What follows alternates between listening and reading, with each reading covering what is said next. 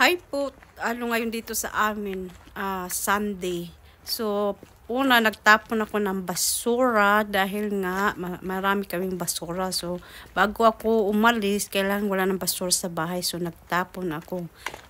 Tapos, dahil nga Sunday, panata ko na yan. Pag Sunday talaga is family day. Ibuhos ko yung oras ko sa aking mag-ama. Kaya magbabanding kami ngayon sa night market or Binax Mark. So ako papunta na ako sa sasakyan kasi nandoon na yung mag-ama ko naghintay sa akin. So simula kasi nung nag-work ako diri sa akong akong gitrabahuan, wala akong oras Sabado dahil nga din may work pod. Binuhos ko na lang sa Sunday. Siyempre may school yung anak ko, tapos si Mr. may work. So Sunday lang talaga ang among banding tulo. So kanay nakapark na kami. So papunta na kami doon sa night market. Tapos or Binax Mark.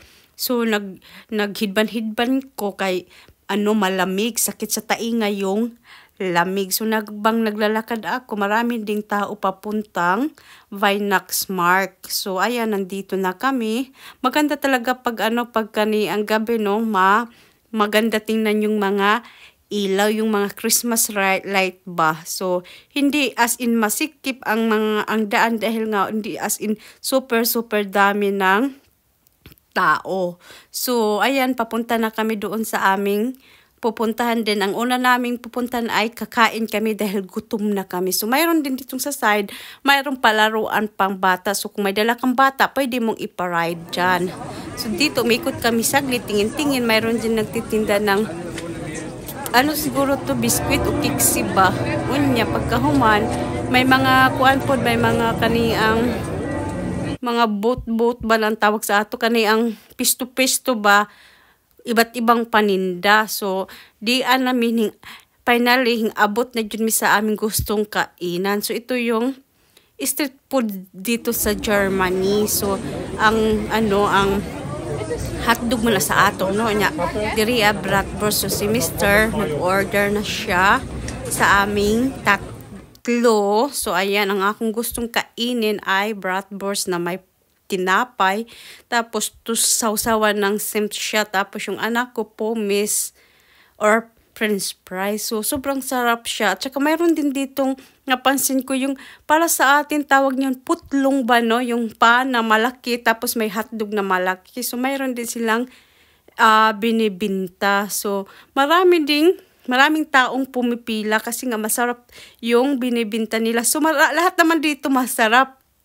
Kung anong gusto nyong bibilhin, masarap lahat. So, and then pagkatapos namin kumain doon sa hotdog or bratwurst, so pumila na kami papunta dito sa Mandelmeier o basta Monisia.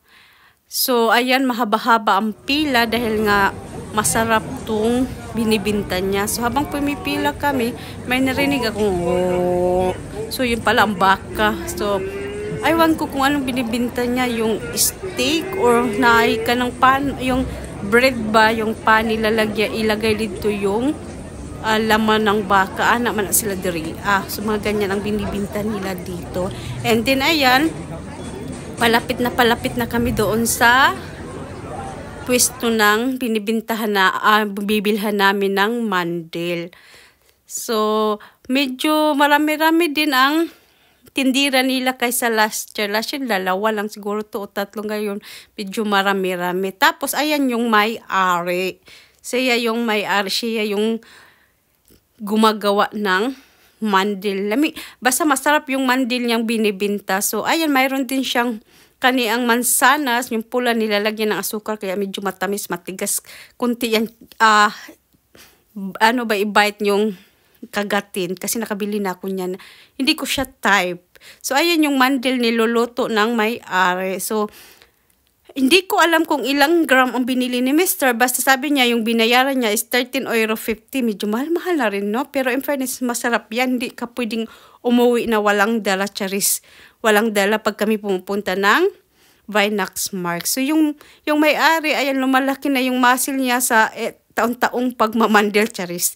So, iniikot-ikot. Masakit din yan sa balikat, no? Pag iniikot-ikot mo yung mandil. Kahit nga anong niluluto mo, basta iniikot-ikot mo yung sandok, masakit. So pagkatapos namin doon, so umikot kami. So dito sa side na yan, maganda dyan magtambay, inom-inom ng earphones, kinder phones, basta yung mga alak-alak. Tapos magchismis kayo sa kapitbahay mo, charis. Maritis ba? Charis. And then ayan, maganda talaga pag night market or Binax Mart. Pero tinatanggal yan pagkatapos ng Binax Mart or basta yung may date na sila, hindi ko alam kung kailan nila tanggalin.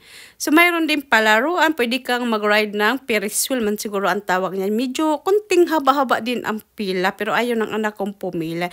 And then pagkatapos, dito kami na pahintuan ng Islibris, I love you. Aywan ko, never pa ako nakabili niyan or makain man siguro yan. Tapos, yung anak ko, bumili lang yung maliit na parang bonbons or aywan ko yung dinidilaan yung kanang dulce ba lollipop. And then, pagkatapos, dumaritso na kami doon sa nagbaligyan ng donut. Isnibal man siguro ang tawag ni Ani. So, dapat ang bibilhin ko lang isa, tapos mayroon silang ang gibot 5. Sabi ni Mr. 5 na lang. Hindi ka pwedeng hindi ka uwi na walang dala. Every year, nagdadala talaga ako or bumibili talaga ako dito sa kanila.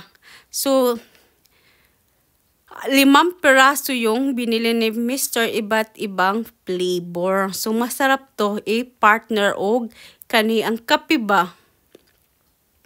So, pang coffee drinking ba, sobrang sarap niyan. Or, kung gusto nyo, habang naglalakad, kumakain. So, ako hindi, kinabukasan ko na dahil magbabaon din ako. So, ayan na, nilalagay na ni Pogi yung 5, ano ba yan tawag, 5 donut. Yan, para donut yan sa atin, na iba't ibang flavor. So, ayan, tinanggap ko na yung donut. And then, pagkatapos, bumili si Mr. dito yung ang salami ba. Hinanap niya itong tao na to kasi last year dito din si Mr. bumili kasi masarap yung walnuts nila at saka yung may bawang ba na salami. So, ang nabayaran yata din ni Mr. is 20 euro yung 3 piraso. So, pero masarap to siya nga, salami frank rice siya nga, specialist. So, every year si Mr. bumibili sa kanya. So, yan muna ang video.